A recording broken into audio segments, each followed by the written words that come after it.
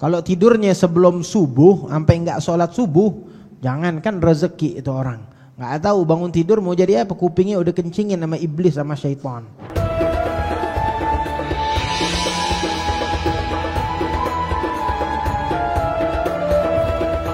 Ya terus gimana? Ya boleh tidur, cuma jangan lebih dari 8 jam. Mau 10 jam juga boleh, urusan lu, amalan lu.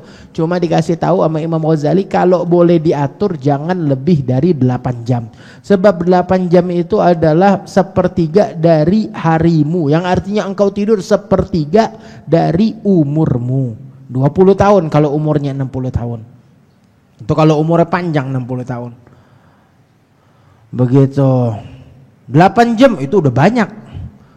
Orang-orang itu kalau tidur normal dari jam berapa? Orang normal kalau tidur dari jam 10, jam 3 malam udah bangun.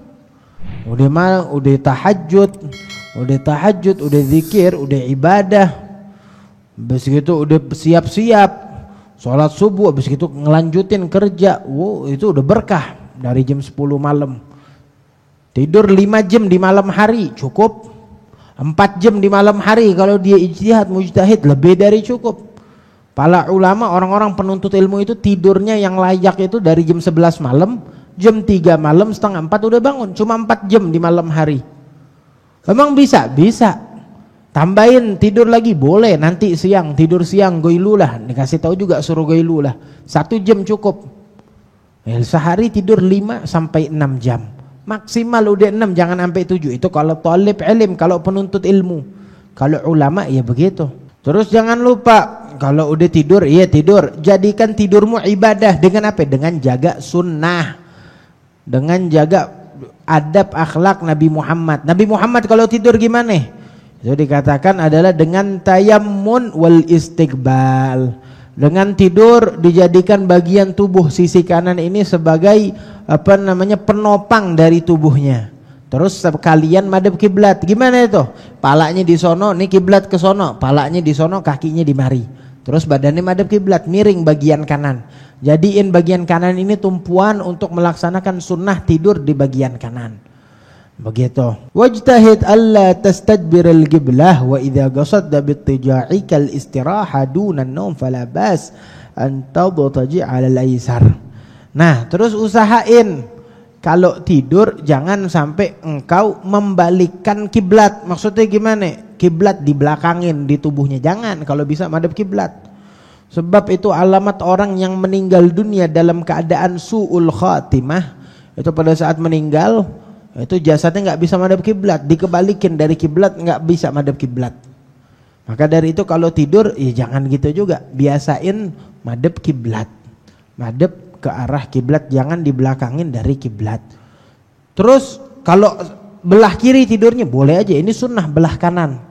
Tidur dengan menopang di bagian kanan tubuh sunnah. Tapi kalau niat tidur, kalau dia nggak niat tidur, cuma lagi rehat pegel, ya udah silakan. Selama dia nggak niat tidur, dia mau tengkurap, dia mau bagian kiri, mau telentang, silakan. Lagi dipijit, ya udah mau nggak mau deh, itu tetap nggak makruh.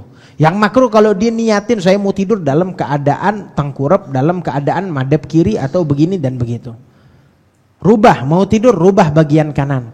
Tapi anak kalau tidur suka gerak-gerak, ya udah biarin. Yang penting sebelum tidur lu kan madhab kiblat di bagian kanan, baca doa kan, ya udah cukup. Urusan nanti dia bangun pindah tempat, pindah posisi, itu bukan urusan dia. Sudah intinya dia tidur mengusahakan dalam keadaan mempunyai wudu dan menjaga segala sunnah-sunnah. Orang juga kalau tidur kan wudunya batal, tapi kok tetap disuruh sunnah wudu. Iya, sunnah wudu sebelum tidur. Dengan tidur wudunya batal, biarin wudunya batal, tetapi engkau tidur dalam keadaan mempunyai wudu. Wa fin naum waqtul gailula ma'una ala qiyamil lail fa 'alaika bih. Tuh yang pada bilang qiyamul lail susah, bangun malam sulit, bangun malam sulit. Tuh lihat, kalau engkau pengen bangun malam dengan mudah, maka tidur siang, gailulah, tidur sedikit di siang hari, bukan tidur siang 4 jam. 4 jam yang malam. Yang siang 1 jam, 1 jam setengah maksimal. Jadi 4 jam tambah 1 jam setengah, 5 jam setengah, udah lebih dari cukup di siang hari. Orang yang mau tidur di siang hari, di malam hari dia bakal dibantu oleh Allah untuk bangun malam. Kenapa? Sebab itu tidur sedikit di siang hari ada kekuatan. Kayak orang sahur bulan Ramadan, kalau sahur cuma sesuap 3 suap, punya kekuatan untuk menjaga harinya dari puasa, menjaga diri dari makan dan minum di siang hari. Ada kekuatan, ada berkah di situ. Begitupun tidur gailulah ada keberkahan. Wah, kata baca doa. Baca doa, doanya sebelumnya udah disebutin doa-doa tidur. Terus juga baca subhanallah 33, alhamdulillah 33, Allahu akbar 34. Baca ayatul kursi, minta perlindungan dari Allah Subhanahu wa taala. Terus baca ini, inna fi khalqis samawati wal ard wa ikhtilafil laili wan nahar wal fulki allati tajri fil bahri bima yanfa'un nas. Itu yang baca ayat tersebut dijaga bukan hanya dirinya tetapi hafalannya juga dijaga. Penuntut ilmu lagi ngapal, hafalan saya susah ngapal ini itu. Coba baca tuh ayat sebelum tidur. Itu ayat mengkuatkan hafalan. Untuk orang yang sebelum tidur, mau tidur baca itu ayat, maka dijaga segala dirinya, bahkan hafalan di hari tersebut dijaga oleh Allah Subhanahu wa taala. Itu inna fi khalqis samawati wal ard yang di surat Al-Baqarah di juz kedua itu. Terus jaga-jaga, jangan habis sholat subuh tidur. Kenapa? Orang kalau tidur habis sholat subuh fa innahu yumna'ur rizq. Orang kalau habis sholat subuh dia tidur, itu dia bakal bakal menghilangkan rezeki dia. Aturan Allah catat rezeki itu pagi hari jadi nggak dapat rezeki karena tidur habis subuh. Ini tidurnya kalau habis sholat subuh. Kalau tidurnya sebelum subuh sampai nggak sholat subuh, jangankan rezeki itu orang. Nggak tahu bangun tidur mau jadi apa, kupingnya udah kencingin sama iblis sama syaitan. Itu bangun bukan rezeki nggak datang, rezeki nggak bisa datang ke dia. Kenapa? Kuping dia bau. Kenapa? Congean sama kotoran iblis. Fa innahu yamna'ur rizq. Au ba'da salatil asr, juga jangan tidur habis salat asar. Kalau orang habis tidur habis salat asar yurithul junun, itu bakal mewariskan kegilaan. Kecuali kalau dia letih sekali-kali, ya sudah dia letih, datang dari safar, punya uzur, sakit, itu lain lagi. Wa idza ra'aita fi manamika ma yasurruka minar ru'ya fahmadillah wa awwilhu bi khairi munasib yakunu kadzalik. Kalau dia tidur mimpi, ngelihat apa? Mimpinya baik, mimpinya bagus, apa? Lihat surga. Mimpinya baik, ketemu orang soleh. Mimpinya baik, dapat bisyarah, dapat rezeki ini itu. Ya sudah, alhamdulillah, syukuri hal tersebut. Terus takwilin mimpinya, artikan dengan takwil atau dengan tafaul yang baik. Oh, mimpinya baik begini gara-gara kemarin saya begini. Berikan hal-hal yang baik dari mimpi tersebut. Tapi kalau engkau melihat hal-hal yang engkau benci di dalam tidurmu, mimpinya serem, mimpinya horor, fata'awwadz billah minasyarr. Maka kalau gitu engkau meminta pertolongan dari Allah Subhanahu wa taala dari segala hal yang buruk, minta perlindungan dari Allah. A'udzubillahi minasyaitonir rajim. Terus apa? Terus ludahin bagian kirimu 3 kali. Bukan diludahin harus keluar ludah, tapi tiup. Tiup, yang ditiup itu ada sedikit bekas-bekas ludah, bukan ludah tetapi bekas-bekas. Tiup 3 kali ke bagian kiri. Tiup fuh. Itu kan ada basah dikit, ya udah. Tiup 3 kali ke bagian kiri. Wa tahawwal ila jambikal akhar. Terus pindah posisi. Oh, tadi di situ geser dikit. Geser dikit tidurnya, lanjutin tidur lagi. Wala tuhaddits biha ahadan. Terus jangan udah mimpi buruk kasih tahu semua orang. Dibeberin mimpinya. Mending kasih tahu orang terdekat. Enggak, kasih taunya di Facebook. Kasih taunya di medsos, saya semalam mimpi ini dan itu. Mending dikasih tahu, udah kasih tahu mimpi, dibocorin, udah bocorin mimpi apa lagi? Ditambahin lagi. Mimpinya ditafsirin sendiri. Apa? Ini mengartikan bahwasanya negara akan hancur, akan ada badai, akan ada tsunami, kiamat dekat, bla bla bla. Lah, kenapa begitu? Mimpi lu, ya lu simpen sendiri. Ngapain lu beberin ke orang, terus orang pakai lu doktrin dengan hal-hal yang ada di mimpi lu, yang ada di dalam mimpimu. Mimpi bukan sesuatu yang bagus, bukan sesuatu yang benar. Mending kalau baik, ini buruk dibeberin. Terus ujung-ujungnya dalilnya apa? Dalilnya mimpi. Terus kalau ada temennya cerita mimpi baik nih. Cerita saya mimpi ini dan itu. Jangan main asal lu nyelonong ngertiin itu mimpi. Jangan main asal lu pikir oh ini maksudnya begini, jangan main asal celetus sebelum diizinin atau diminta. Artiin dong maksudnya apa, saya nggak ngerti. Engkau katanya pinter, tahu dari makna mimpi, coba diartiin. Kalau enggak tahu, jangan dijawab. Kalau engkau tahu, tunggu diminta atau meminta izin. Saya izin boleh, saya kasih masukan. Mimpinya maksudnya ini, engkau diizinkan, baru engkau beritahukan mimpi tersebut. Wa idza akalta au syaribta, kalau makan, kalau minum, fabda bismillah, mulai dengan baca bismillahirrahmanirrahim. Kelar minum, kelar makan, baca alhamdulillah. Wa kul washrab biyaminik, kalau makan, kalau minum pakai tangan kanan. Wa idza qadama ilaika ta'am, terus kalau di depan lu dikasih makanan, dideketin nih ada makanan, silakan dimakan. Faqul Allahumma barik lana fima razaqtana wa at'imna khairan minhu. Ya Allah, berikanlah keberkahan dari apa yang Engkau berikan kepadaku di dalam rezeki ini, wa at'imna, dan cicipkanlah kepadaku, berikan makanan kepadaku yang lebih baik dari apa yang aku makan sekarang. Kecuali kalau susu dapatnya apa? Wazidna minhu. Susu ini baik, udah jangan bilang yang lebih baik dari susu, bilang wazidna minhu, tambah lagi kebaikan, tambah lagi rezeki seperti ini ya Allah. Fa innahu la syai' khairan minhu kama warad. Wa 'alaika bi ghaslil yadain qabla at-ta'am wa ba'dah. Terus kalau mau makan juga disunnahin untuk mencuci kedua telapak kanan. Ghaslul yadain, mencuci kedua telapak tangan, bukan satu tangan. Ada namanya ghaslul yad. Ini sunnahnya ghaslul yadain, berarti sunnahnya dua-duanya. Kalau satu doang enggak sunnah. Sunnahnya itu dua. Kalau satu ada khilaf sunnah. Sunnah cuci tangan, dua telapak tangan dicuci, digosok. Ghaslul yadain. Dari mana? Segini. Segini tangan di dalam bahasa Arab, jika tangan yang dimaksud di dalam wudu, fa innahu ilal mirfaq, sampai sikut. Kalau di dalam apalagi namanya bahasa Arab mutlaknya tangan, ya semua sampai bahu tangan. Tetapi kalau di dalam tangan yang dimaksud di sini, di dalam cuci tangan, enggak ada orang mau makan cuci tangan sampai sini, enggak ada. Atau sampai sini, ya sudah, berarti yang dimaksud adalah cuci tangan kedua telapak tangan. Mencuci kedua telapak tangan. Qablat ta'am wa ba'dah, sebelum makan dan setelah makan juga cuci tangan. Ada orang cuci tangan kapan? Sebelum makan. Habis makan enggak cuci tangan. Kenapa? Tangan saya masih bersih, makannya pakai sendok, makannya pakai sarung tangan. Tetap aja sunnahnya tetap cuci tangan sebelum dan setelah makan. Kenapa harus dua tangan, satu tangan? Ya kadang tangan kiri diperlukan untuk membantu ngupas, untuk membantu ngeluarin tulang, membantu memotek atau mengunyah, terkadang diperlukan, jadi cuci tangan dua-duanya. Wa bitasghiril luqmah, terus sunnah juga kalau nyuap jangan kegedean, kecilin dikit suapannya. Kalau bisa dikatakan sunnah 3 jari nih, 3 jari. Nih 3 jari, pakai ini 3 jari buat makan. Bukan 5 jari, udah 5 jari bukan jarinya, pakai digenggamnya pakai tangan. Genggamnya pakai tangan. Kenapa? Biar teman saya makannya dikit, jadi lauknya lebih banyak, saya lebih cepat makannya. Lu makan hak orang begitu. Mending kalau nasi di rumah emak lu.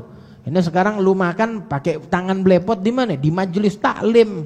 Nasi kebuli bareng-bareng 5 orang. Orang baru 3 suap, lu udah 5 suap. Ya enggak begitu caranya. Makannya dikit-dikit dengan akhlak, dengan adab. Wala tamu wa tadgigil mud. Wala tamuddan yadaka ila ta'am hatta tabtali ma fi fik. Terus juga udah makannya dikit-dikit, sesuapnya juga jangan lu udah ngunyah, ini mulut masih ngunyah, tangan udah nyari inceran baru. Mending masih nyari, enggak, udah ngincer, udah dipegang. Ini baru suapan pertama ngambil ayam. Ayam masih dikunyah, tangan ini ayam masih di mulut, baru nempel 1 detik, tangan udah diikan. Tangan udah diikan, mata udah di nasi. Ini namanya sekali lahap 3 suapan. Dia baru masuk mulutnya 1, cuma di mata, di tangannya udah ada. Enggak. Kelarin dulu yang di mulut ente, udah kelar baru ente ambil. Ente comot lagi, baru dimasukin mulut. Bukan sambil ngunyah, tapi tangannya nyomot makanan. Wa kul min nawahil ges'ah. Terus kalau makan jangan lompat-lompat. Makannya di mana? Piringnya di mari. Makannya mulainya nggak dari pinggir sini, mulainya dari depan, mulainya dari tengah. Ya kalau di piring lu, ini piring orang, piring nampan rame-rame. Mulainya dari tengah, mulainya dari punya orang. Kenapa? Biar orang dulu habis, terus sisanya punya gue bawa kabur. Enggak. Makan dari yang paling dekat denganmu, mimma yalik. Yang paling dekat apa? Di ujung nampan, iya di situ. Udah dimakan, maju sedikit. Maju sedikit, mulai begitu dari sedikit demi sedikit sampai ke tengah. Yang paling habis, paling akhir habis yang tengah, bukan yang pinggir. Allah, wala ta'kul min wastiha fa innal barakah tanzil alaih. Jangan makan dari tengah-tengah. Kenapa? Sebab berkah itu turun ya dari situ. Kalau lu itu ya habis berkahnya. Berkah turun dari tengah ke pinggir. Lu makan dari pinggir biar berkahnya terus ada.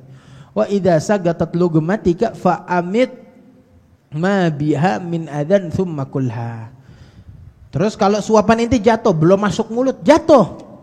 Udah deh biarin, masih ada satu nampan. Jangan, ambil, mumbazir itu, ambil. Terus dilihat, apa? Ada semut, ya minggirin semutnya. Ada kerikil satu butir, minggirin. Ada apa lagi? Ada daun, ya angkat daunnya. Begitu. Terus lu makan sisanya. Jangan yang jatuh satu piring semuanya dibuang. Yang kotor, yang kena kotoran apa? Cuma secuil, buang yang kena kotoran, sisanya ente makan. Jangan dibuang-buang. Wala tada'ha li syaitan. Jangan ditinggalin buat setan. Itu dimakan sama setan girang deh. Kenapa nih teman gue nih, konco gue kata setan. Apa nyisain makanan banyak buat gue.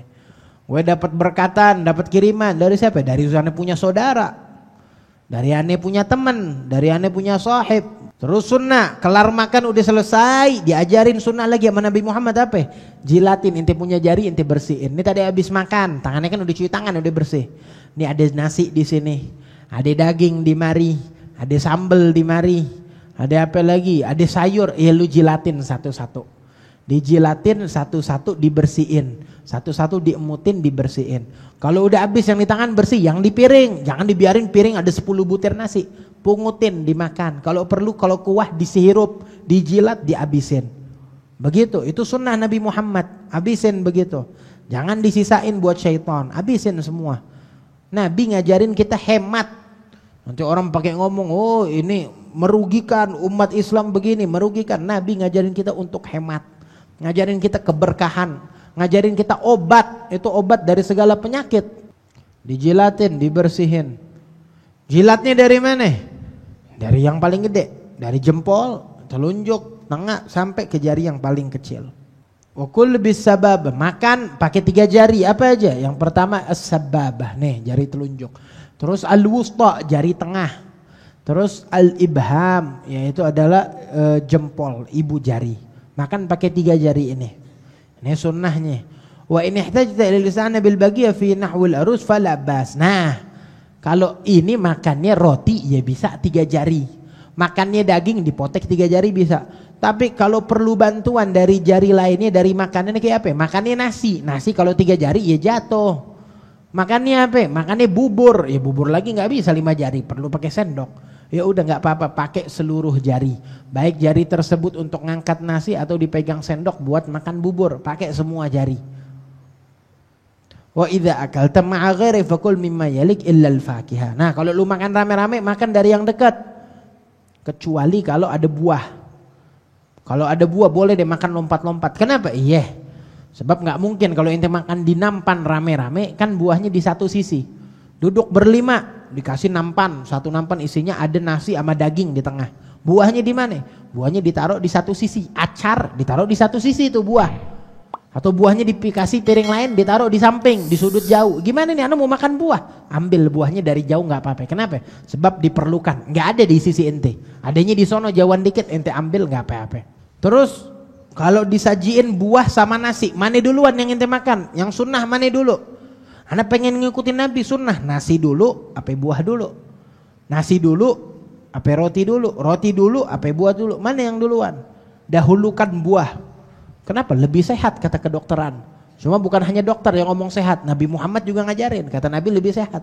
Allah menyebutkan di dalam Al-Quran wa fakihata wa abba.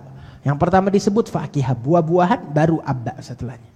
Yang pertama disebutkan oleh Allah adalah buah-buahan. Maka dahulukan buah sebelum engkau makan nasi. Ini yang sehat, yang diajarkan, yang diriwayatkan oleh Al-Quran.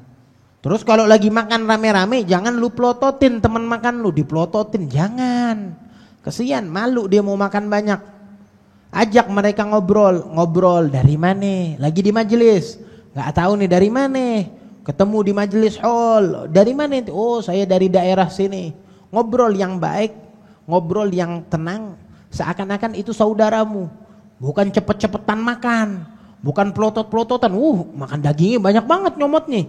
Ayamnya udah habis, tinggal acar doang sama nasi. Jangan begitu, ajak dia ngobrol dengan adab, dengan akhlak.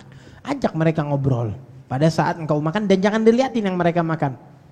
Wala tatakallam wat ta'am fi fammik. Tapi pas ngomong juga jangan pas lagi makanan di mulut lu. Jadi muncar itu makanan. Jadi mencar ke muka dia.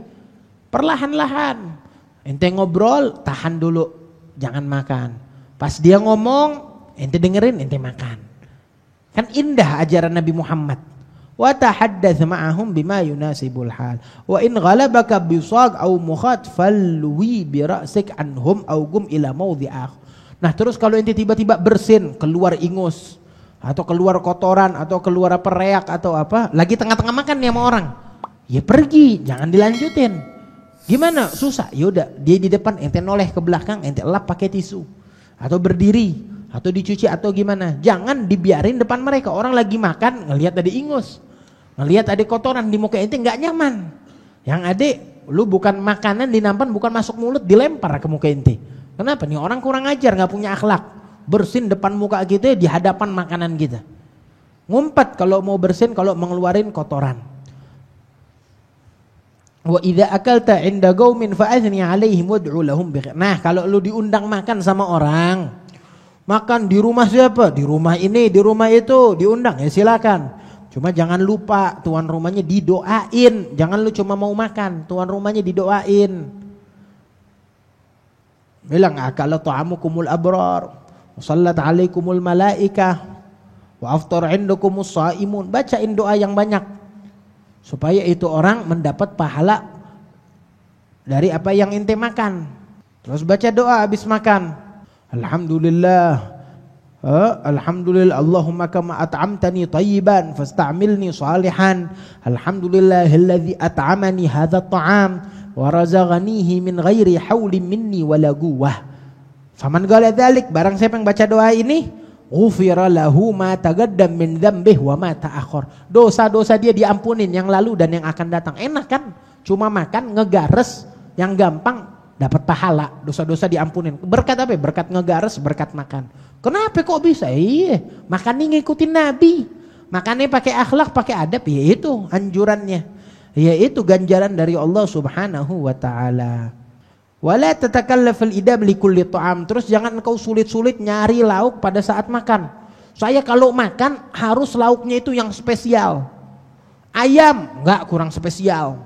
Daging kurang spesial. Spesial gimana? Saya harus makannya dagingnya itu yang dagingnya ada dari negeri ini, yang dipotongnya sama orang dari ini pakai pisau ini begini dan begini, 24 jam itu daging di atas pesawat dibawa ke depan saya. Ini namanya nyari gara-gara. Lu mau makan apa mau main film? Kok ribet banget? Makan ya makan seadanya. Ada daging alhamdulillah, nggak ada daging yang ada di depan mata ente. Lauk yang ada ente makan. Nggak usah susah-susah nyari lauk, nyari ini. Nabi Muhammad mengatakan ni'mal idam al-khal. Sebaik-baiknya, seenak-enaknya lauk pauk adalah apa? Cuka, kata Rasulullah. Cuka yang putih itu, yang asam itu seenak-enaknya lauk, kata Rasulullah sallallahu alaihi wasallam.